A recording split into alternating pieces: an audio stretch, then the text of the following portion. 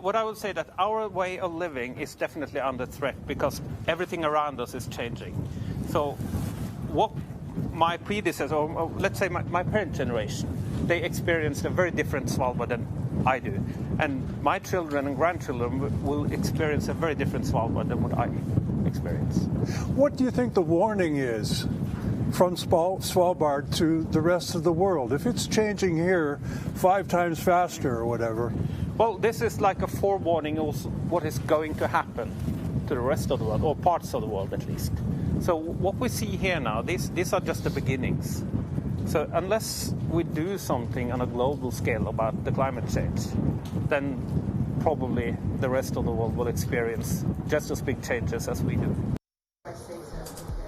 And Kevin Tibbles joins us now from Norway. Kevin, you've spent time talking to locals and experts in Norway where the ice isn't what it used to be due to climate change. How have locals there adjusted to this new environment, and what are some of the things they're dealing with?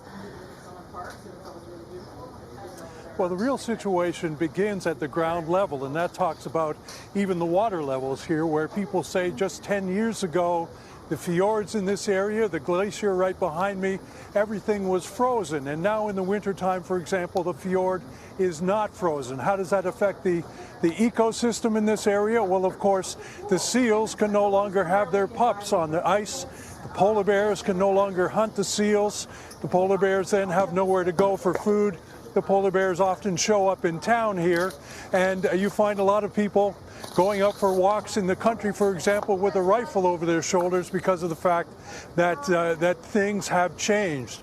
Over the summer months, some 200 reindeer were found dead here, and it was found, or it is believed that they perish as a result of starvation because the winter snow isn't the same as it used to be. So what are we talking about? We're not talking so much about humans now in this conversation. Well, let's bring the humans, let's bring my species into this and say that if this is happening to the structures below us, what is going to happen to us when the food chain becomes affected by this? We are in the Arctic. People here say, experts say it's happening here faster than it is south of us, but it's coming. People here don't really know what to do about it. The scientist that we just spoke to says that the most perhaps depressing and challenging thing that he has to deal with every day is that to get up in the morning, see that his climate is changing, and not know what to do about it. And that is what is being faced in the Arctic. And as we've just spoken about, the North Pole is just a few hundred miles away from here.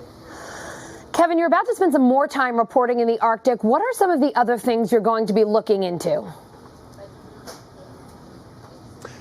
Well, when we're talking about the Arctic, of course, we're talking about ice. What happens to the Arctic? What happens to the structures? What happens to the social structures in the Arctic should that ice begin to recede? Should the mineral values in the Arctic become available? Should the shipping traffic in the Arctic become more open? Militarily, what happens? Strategically, what is going to happen? Are there countries in the Arctic, for example, Russia, the United States, Canada, the Scandinavian countries? What are these countries going to do when this part of the world that has always, in our lifetimes, been considered almost a frozen, beautiful no-go zone? What is going to happen should all of this open up? What is going to happen to the rest of the world with the water level should all of this ice melt?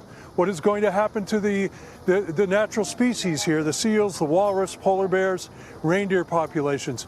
It really is, it is becoming to be a very large question. And again, I hearken back to this interview where I was told simply, we can't solve the climate crisis here on this archipelago. So what is the rest of the world going to do? And will the rest of the world start to try to address it before it becomes too late? Kevin Tibbles with some of the great and heartbreaking questions. Thanks for reporting for us from Norway. Thanks for having me.